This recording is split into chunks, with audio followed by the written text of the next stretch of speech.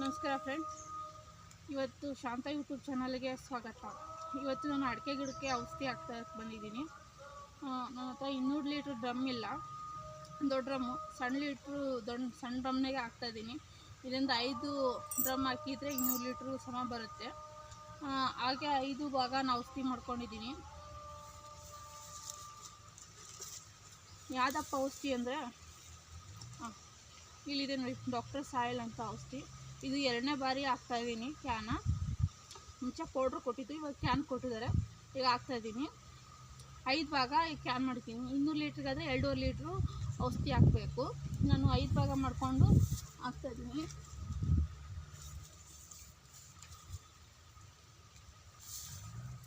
ಬಾ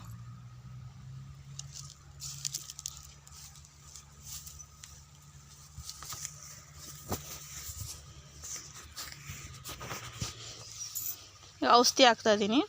ಈ ಥರ ಕಪ್ಪಿರುತ್ತೆ, ಕುಲುಕ್ಸ್ ಹಾಕಬೇಕು.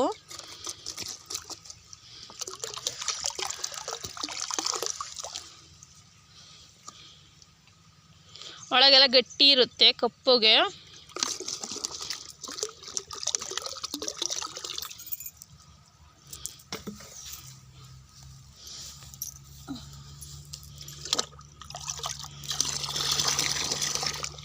ಈ ಥರ ಚೆನ್ನಾಗಿ ಹಾಗೊಯ್ಕೋಬೇಕು.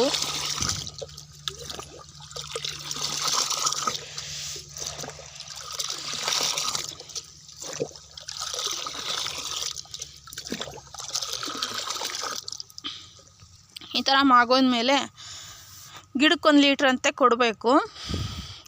ನೋಡಿ, ಅಡಿಕೆ ಗಿಡಗಳು ಕಾಣುತ್ತಲ್ಲ, ಒಂದು ಸ್ವಲ್ಪ ಅದು ಎಲ್ಲ ಮಿಕ್ಸ್ ಆಗಬೇಕು, ಅದಕ್ಕೆ ಹಾಕ್ಬಿಟ್ಟಿದ್ದೀನಿ. ನೋಡಿ ಫ್ರೆಂಡ್, ಫಸ್ಟ್ ಟೈಮ್ ಕೊಟ್ಟಾಗ ನಾನು ಗೊಬ್ಬರ ಇನ್ನೂ ರಾಸಾಯನಿಕ ಕೊಟ್ಟಿರಲಿಲ್ಲ. ಎಲ್ಲ ಸಾವಯವ ಗೊಬ್ಬರ ಡಾಕ್ಟರ್ ಸಾಯಿಲಿಂದೇ ನಾನು ಕೊಡ್ತಾ ಬಂದಿದ್ದೀನಿ. ಗಿಡ ಈ ಥರ ಇದೆ. ಈಗ ಗಿಡಕ್ಕೆ ಎಷ್ಟಪ್ಪ ಅಂದರೆ 2023 ನಾನು ಅಡಿಕೆ ಗಿಡ ಹಾಕಿದ್ದು. 7ನೇ ತಿಂಗಳು 11ನೇ ತಾರೀಕು ಹಾಕಿದ್ದು. ಇಲ್ಲಿಗೆ 2 ವರ್ಷದ 8ನೇ ತಿಂಗಳಿಗೆ ಬಿದ್ದೈತೆ. 2 ವರ್ಷದ 7 ತಿಂಗಳು ಮುಗಿದಿದೆ ಅಂತೇಳಿ. ಈಗ 2008 ಇದು 2 ವರ್ಷದ 8ನೇ ತಿಂಗಳಿಗೆ ನಡೀತಾ ಇದೆ. ನೋಡಿ, ಈ ಥರ ಇದೆ ಗಿಡಗಳು. ನಾವು ಬರಗಾಲ ಬಂದು ಗಿಡ ತುಂಬಾ ಹೋಗ್ಬಿಟ್ಟು, ಕೆಳಗಲ್ಲಿ ಚಿಕ್ಕ ಸೈಜ್ ಕಾಣ್ತಾ ಇದೆಯಲ್ಲ, ಅಲ್ಲೊಂದು 200 ಗಿಡ ಹೋಗಿದ್ದು ನೀರಿಲ್ಲದೆ. ಈಗ ಮುಂದ್ಗಡೆ ಆ ತೆಂಗಿನ ಗಿಡ ಲೈನಿಂದ ಗಿಡ ಹೋಗಿದ್ವು. ಮತ್ತೆ ಹಾಕಿದ್ದೀವಿ ಗಿಡನ. ಅವು ಸಣ್ಣವಿದೆ. ಅವಕ್ಕೆ 2 ವರ್ಷ ಆಗಿದೆ. ಇವು 2 ವರ್ಷದ 8 ತಿಂಗಳಾಗಿದೆ. ನೋಡಿ, ಈಗ ಔಷಧಿ ಆಗಿದೆ, ಹಾಕೋಣ ಗಿಡಕ್ಕೆ ಬಡ್ಡಿಗೆ. ನನ್ನ ಗಿಡ 400 ಗಿಣ ಇದ್ದಾವೆ. ಅಡಿಕೆ ಗಿಡ 450 ಗಿಡ ಇದ್ದಾವೆ. ನಾನು ಹಾಕಿದ್ದು 450 ಅಳತೆ ಒಳಗೆ ಬಂದಿದ್ದಾವೆ. ಒಟ್ಟು 450 ಗಿಡ ನನಗೆ ಅಡಿಕೆ ಗಿಡ ಹಾಕಿದ್ದೀನಿ ನಾನು. ನನಗೆ ಕೃಷಿ ಅಂದರೆ ಏನು ಅನ್ನೋದೇ ಗೊತ್ತಿಲ್ಲ. ನನಗೆ ಕೃಷಿಗೆ ಗಿಡ ಯಾವ ಥರ ಹಾಕಬೇಕು, ಔಷಧಿ ಯಾವ ಟೈಮ್ನೇ ಕೊಡಬೇಕು, ಯಾವ ರೋಗ ಬರುತ್ತೆ ಅನ್ನೋ ಯಾವುದೇ ಮಾಹಿತಿ ಇಲ್ಲದೆ ನಾನು ಕೃಷಿ ಇದಕ್ಕೆ ಬಂದಿರೋದು. ನಮ್ಮ ತಾಯಿ ತಂದೆ ತೀರ್ಕೊಂಡ್ಮೇಲೆ ಎಲ್ಲ ಜವಾಬ್ದಾರಿ ನನ್ನ ಮೇಲೆ ಬಿದ್ದ ಕಾರಣ ನಾನು ಕೃಷಿಗೆ ಬರಬೇಕಾದ ಪರಿಸ್ಥಿತಿ ಬಂತು. ತೋಟ ನಾನು ನೋಡ್ಕೊಂಡು ಬೇಕಾದ ಪರಿಸ್ಥಿತಿಯಾಗಿ ಬಂತು. ಅಲ್ಲಿವರೆಗೂ ನನಗೆ ಹೊಲ ಮನೆ ಕೆಲಸ ಏನು ಅನ್ನೋದೇ ಗೊತ್ತಿಲ್ಲ. ಓದ್ಕೊಂಡಿದ್ದಳು. ಇವಾಗ ಕೃಷಿ ಇದಕ್ಕೆ ಬಂದಿದ್ದೀನಿ, ತೋಟ ನೋಡ್ಕೊತಾ ಇದ್ದೀನಿ. ಈಗ ಯೂಟ್ಯೂಬ್ನೊಳಗೆ ಚೆಕ್ ಮಾಡ್ತಾ ಹೊಡೆದಾಗ ಡಾಕ್ಟರ್ ಸಾಯಿಲ್ ಅನ್ನೋ ಬಂದ ವಿಡಿಯೋ ನೋಡಿದೆ. ಎಲ್ಲ ವಿಡಿಯೋದಾಗೂ ನೋಡಿಬಿಟ್ಟು ಒಂದ್ಸತಿ ನಾನು ಯಾಕೆ ಟ್ರೈ ಮಾಡ್ಬೋದು, ಆರ್ಗ್ಯಾನಿಕ್ಕು ಸಾವಯವ ಅಂತ ಹೇಳ್ಬಿಟ್ಟು ಮಾಡ್ತಾಯಿದ್ದೀನಿ. ನಿಜ ಹೇಳಬೇಕು ಅಂದರೆ ಇದು ನಾವೇ ಇದು ಮಾಡ್ಕೋಬೋದು, ಔಷಧಿ ಹಾಕ್ಕೋಬೋದು. ಕೂಲಿಯರ್ ನೀನು ಅವಶ್ಯಕತೆ ಇಲ್ಲ. ನೀರು ತುಂಬಿಸ್ಕೊಂಡು ಔಷಧಿ ಕ್ಯಾನ್ ತಗೊಂಬಂದು ಹಾಕ್ಕೋಬೋದು. ರಾಸಾಯನಿಕ ಅಂತಂದರೆ ಗಾಡಿ ಬೇಕಪ್ಪ, ಕೂಲಿಯರ್ ಬೇಕು, ಚೀಲ ಹಾಕ್ಕೊಂಬರ್ಬೇಕು ಅನ್ನೋ ಯಾವುದೇ ನೋವು ಇಲ್ಲ. ಎಲ್ಲ ಮಿಕ್ಸ್ ಆಗಿದೆ. ಈಗ ಗಿಡದ ಬಡ್ಡಿಗೆ ಹಾಕೋಣ. ನೋಡಿ, ನೀರು ಕಟ್ಟಿಬಿಟ್ಟು ಔಷಧಿ ಹಾಕಬೇಕು. ಗಿಡದಿಂದ 2 ಅಡಿ ದೂರ ಹಾಕಬೇಕು ಔಷಧಿನ. 1 ಲೀಟ್ರು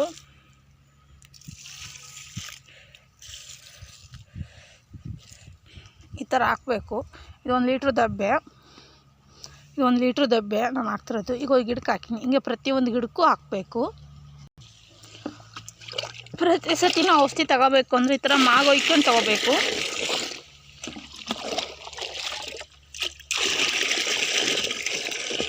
ಯಾಕೆಂದರೆ ತಳಕೋಗಿ ಕುಂತಿರುತ್ತೆ. ಹಾಗಾಗಿ ಈ ಥರ ಮಾಗೊಯ್ಕೊಂಡು ತೊಗೊಂಡ್ರೆ ಔಷಧಿ ಎಲ್ಲ ಚೆನ್ನಾಗಿ ಮಿಕ್ಸಾಗಿ ಬರುತ್ತೆ.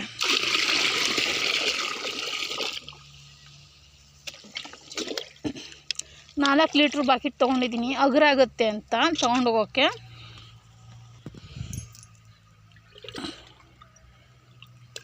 ತುಂಬ್ಕೊಂಬಿಟ್ಟು ಈಗ 1 ಅಡಿ 2 ಅಡಿ ಈ ಥರ ಗಿಡ ಸುತ್ತಾರಲು ಹಾಕಬೇಕು.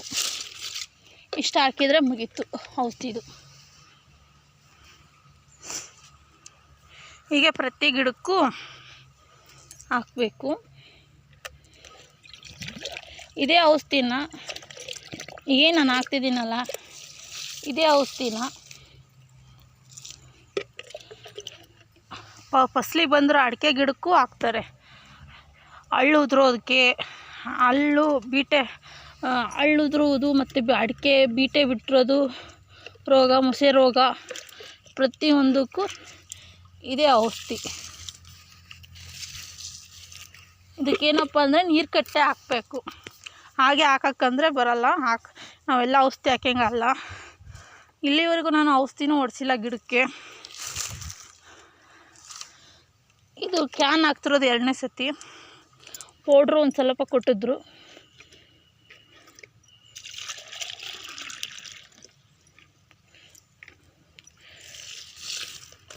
ಈ ಥರ ಹಾಕ್ಕೊಂಬಿಟ್ರೆ ಆಗೋದು.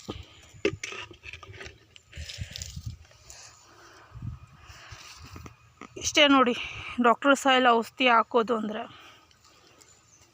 ಇದು ಫಸಲಿನ ಬಗ್ಗೆ ನಾನು ಹೇಳಬೇಕು ಅಂತಂದರೆ, ನನ್ನದು ಗಿಡ ಫಸಲಿ ಬಂದಿಲ್ಲ. ನನ್ನ ಅನುಭವಕ್ಕೆ ಬರಲಿಲ್ಲದ ನಾನು ಹೀಗೆ ಹೇಳೋಕ್ಕಾಗುತ್ತೆ. ಕೆಲವರು ವೀಡಿಯೋದೊಳಗೆಲ್ಲ ಹೇಳ್ತಾರೆ ಚೆನ್ನಾಗಿ ಬಂದಿದೆ ಅಂತ. ಆದರೆ ನನ್ನ ಪೂರ್ತಿ ಅನುಭವ ಬಂದ ಮೇಲೆ ನಾನು ಹೇಳೋಕ್ಕೆ ಚೆನ್ನಾಗೆ. ಆದರೆ ಎಲ್ಲರೂ ಹೇಳೋ ಲೆಕ್ಕಾಚಾರ ನೋಡಿಬಿಟ್ಟು ಅವು ಎಲ್ಲ ಕೇಳಿಬಿಟ್ಟು ನನಗೂ ಆರಾಮಾಗ್ಬೋದು ಅಂತ ಔಷಧಿ ಹಾಕಿದರೆ ಒಳ್ಳೆ ಆರಾಮ ಆಗ್ಬೋದು ಗಿಡಗಳು ರೋಗ ರುಜಿನದಿಂದ. ನಿಜ ಹೇಳಬೇಕು ಅಂದರೆ ನಮ್ಮ ಮಾವರು ಅಡಿಕೆ ಗಿಡ, ಕಡೆ ದೊಡ್ಡ ಅಡಿಕೆ ಗಿಡ ಕಾಣುತ್ತಲ್ಲ, ವರ್ಷಕ್ಕೆ 2 ಔಷಧಿ ಹೊಡಿಸ್ತಾರೆ. ಇವಾಗ 9 ಹೊಡೆದಿದೆ.